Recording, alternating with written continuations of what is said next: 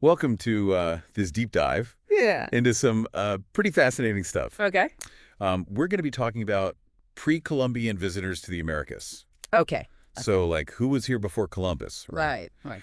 We've got excerpts from this book, Discovering the Mysteries of Ancient America, Okay. and a bunch of other articles. Right. And they point to some pretty crazy theories about who might have gotten here first. Interesting. So are you ready to have your mind blown? Yeah, let's do it. I mean, challenging some long-held assumptions always good. Yeah, I like the sound of that. Yeah. So, most of us Right. learned about the Clovis first theory. Right. Right. The idea that Siberian migrants crossed the Bering Land Bridge Mm-hmm. about 13,500 years ago. Right. And they were like the first Americans. Exactly. Yeah. But what if I told you there's evidence that completely, throws that Uh-huh. timeline out? Really? Yeah. Okay. So, well, there are a number of discoveries that really do suggest. It's a much earlier presence Yeah. of humans here in the Americas. Yeah. Like, for instance, the footprints found in Mexico Okay. dated to a pretty amazing 30,000 years old. Whoa. Okay, so that's more Yeah. than double the age of like any Clovis site. Right. So are we talking about a whole different group of people? Yeah, it's certainly possible. Okay. And, the Mexican footprints aren't the only things Right. that challenge the Clovis first model. Okay. So you have places like Meadowcroft Rock Shelter in Pennsylvania, Oh, right. Yeah. Cactus Hill in Virginia. Yeah. They contain artifacts that Yeah. also predate Clovis. Mm-hmm. So, So are we just like getting rid of the whole Bering Land Bridge theory then? Like were Well- these people sailing over instead? well, the idea that Yeah. humans were able to travel by sea much Yes. earlier than we thought, Right. that's becoming more and more, Okay. accepted. Yeah. And even the Smithsonian, who, Right. They like to be pretty traditional. right, yeah. They've even acknowledged the possibility of pre-Clovis settlements. Wow, that's a really big deal. Yeah, it is. Okay, so Yeah. if these people were sailing across the ocean, Right. what kind of technology did they have? Well, this is where it gets really interesting. Okay, Our sources point to the Nebra sky disk, okay.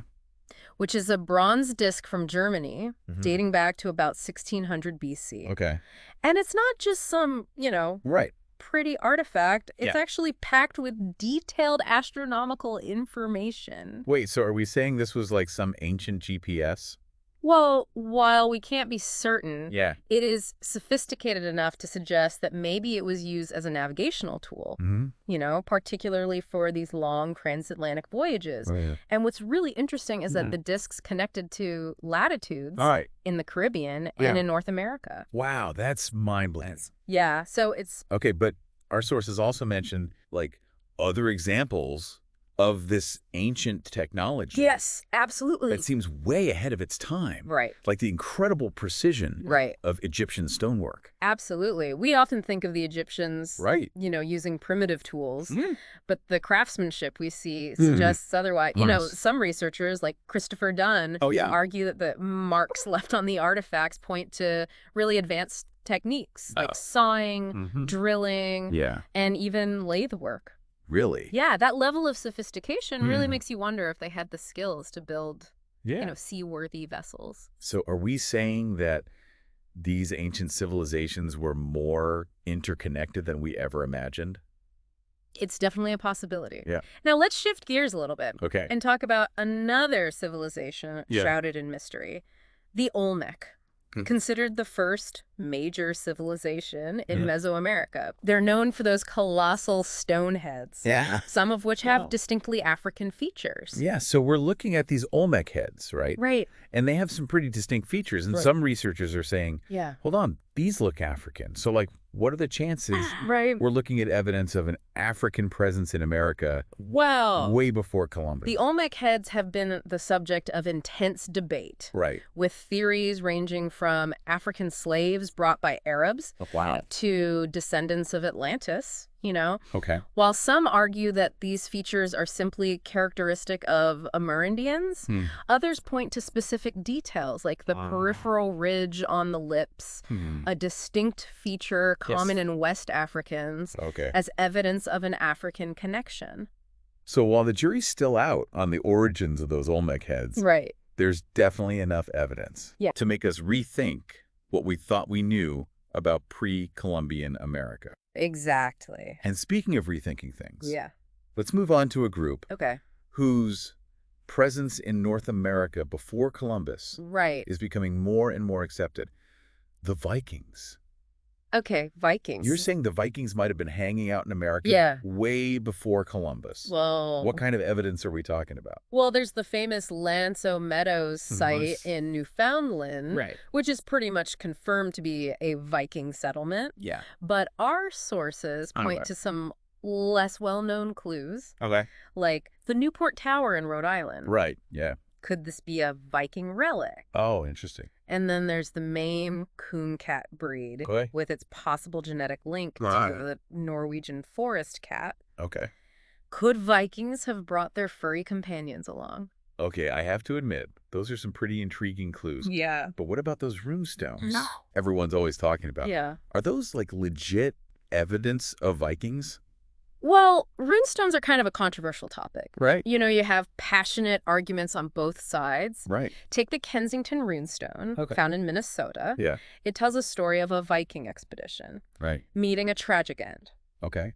Some dismiss it as a hoax, Right. while others point to things like the linguistic analysis, Yeah. the weathering patterns to Mhm. suggest it's the real deal. So is it a Viking message from the past? Yeah. Or a really clever fake? Yeah, exactly. And then there's the Heavener runestone. Right. In Oklahoma. Yes. With its inscription that some believe reads Okay. Gloam's Valley, Right. Sun Valley. Yeah. Was it left by Vikings? Right. Later European explorers? Yeah. Someone else entirely. You got to admit, these runestones are pretty intriguing, Yeah, they are. but they're not the only evidence of a pre-Columbian European presence in America. Right.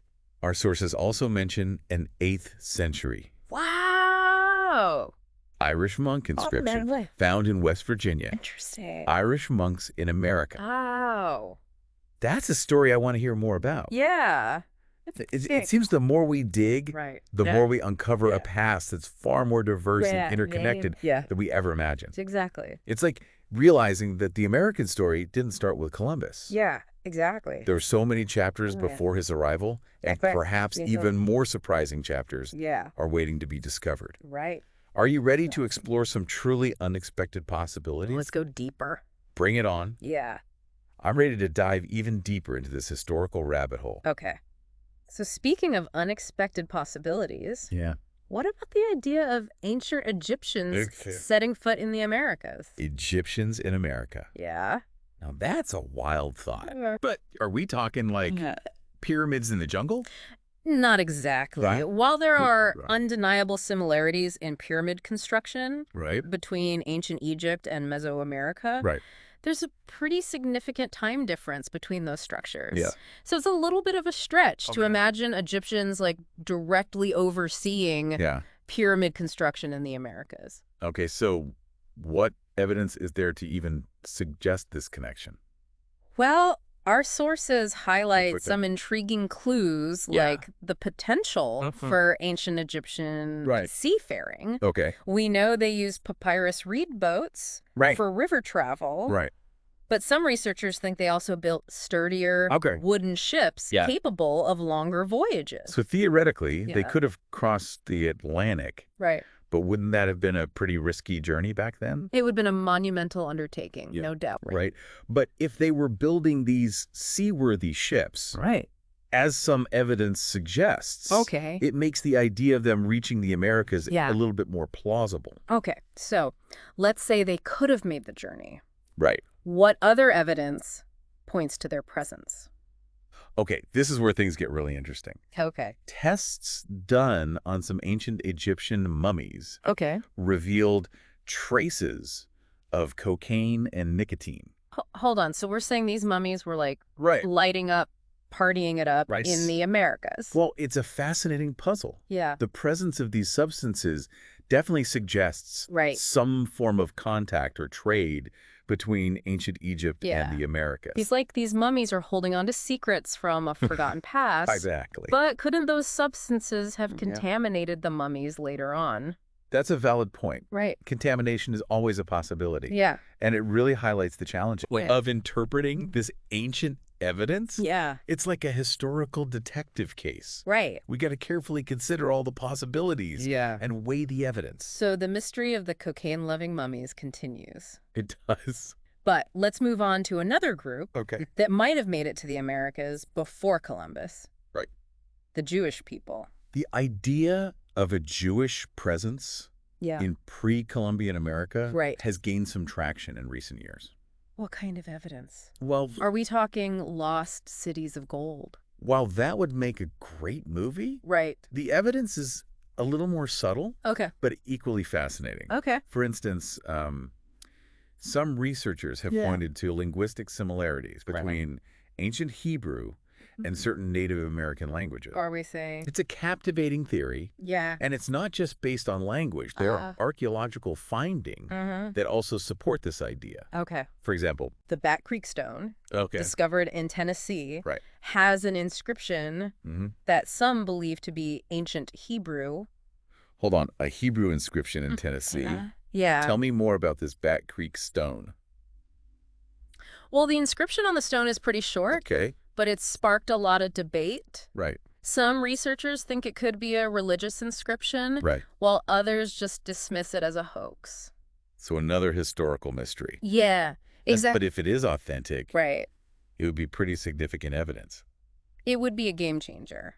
Yeah. No doubt. It's like we're uncovering Right. a hidden history of the Americas Okay. layer by layer. Exactly. But with all these alternative theories floating around, Right. it's easy to get lost in the details. Sure. What's the big picture here? What Well- does it all mean? It means that the traditional narrative Okay. of Columbus as the discoverer of America Right. is incomplete, to say the least. By acknowledging Yeah. the potential presence Right. of these diverse groups Right. in pre-Columbian times, Yeah. we're forced to rethink Mhm. the very concept of discovery. So we're not just talking about adding a footnote to history books. Right.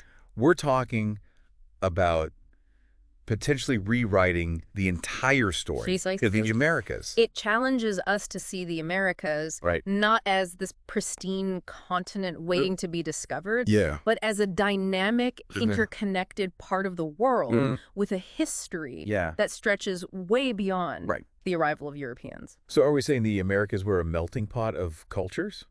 The evidence points in that direction. Okay. It suggests that people from different continents were interacting, trading, and Yeah. sharing ideas in the Americas Right. long before Columbus set sail.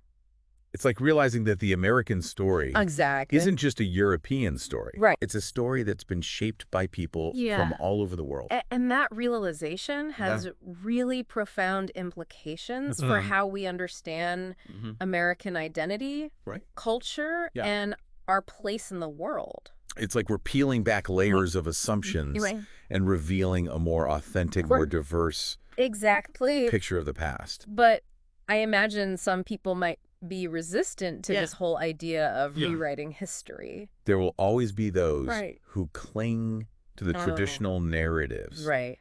But the evidence speaks for itself.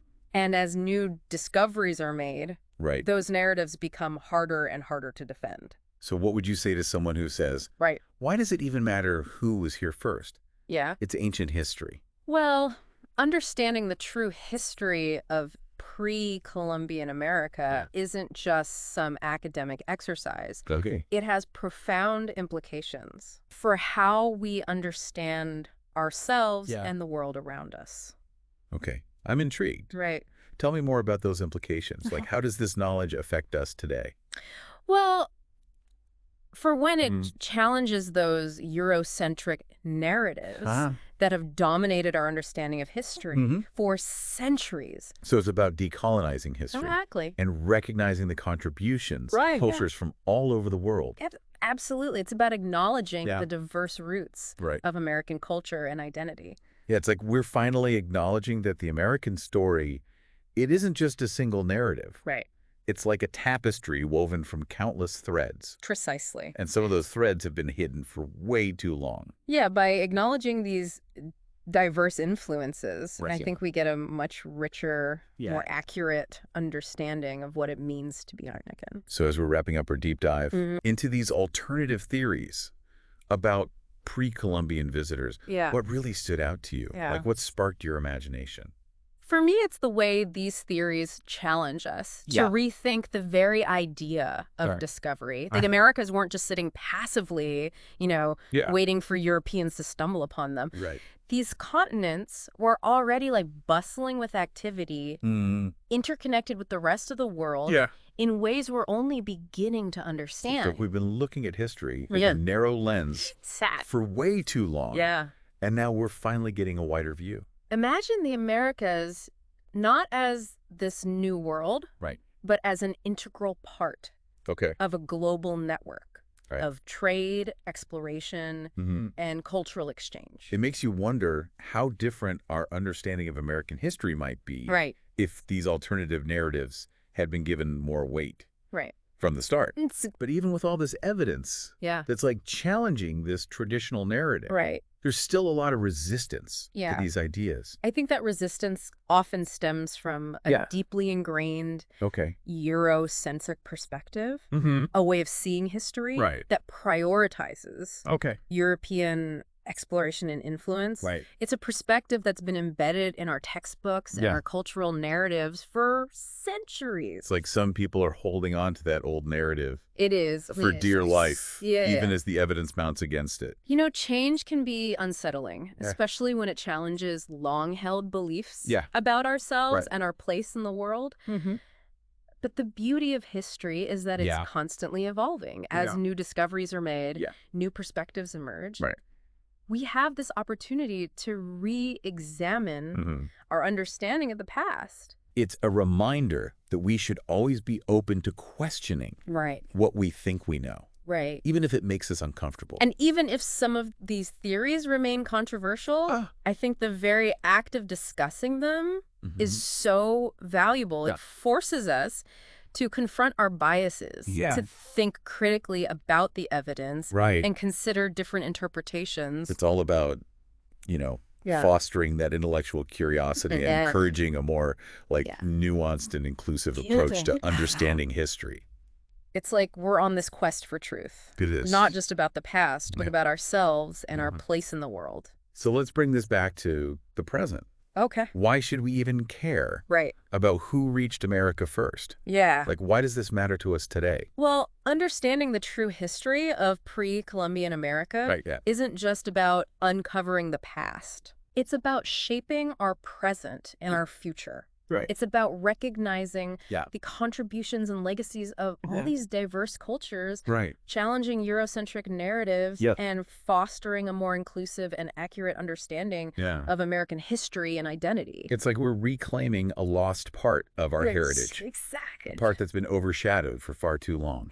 And by embracing this more complete and nuanced understanding of history, I think we can cultivate a greater appreciation for the richness and diversity of human experience and create a more just and equitable future. It's a powerful reminder that the American story isn't just an isolated chapter in a history story. It's a vibrant thread. Exactly. Woven into the grand tapestry of human experience. A tapestry that spans continents, cultures, and time itself. Well, I think we've given our listeners a lot to think about today. Yeah, I hope so. So here's one final question to ponder. Okay.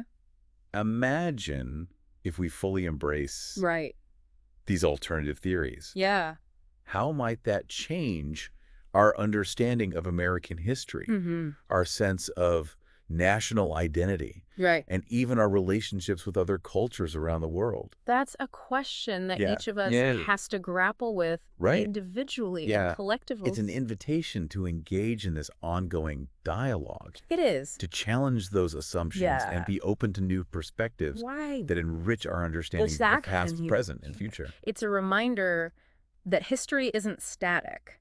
It's a dynamic process of discovery, interpretation, and meaning-making. And we can all be a part of that process. Absolutely. Keep questioning, keep exploring, and keep an open mind. Who knows what other historical mysteries are waiting to be uncovered. And that's a wrap on this deep dive into pre-Columbian visitors to the Americas. Until next time. Keep those curiosity levels high. I love it.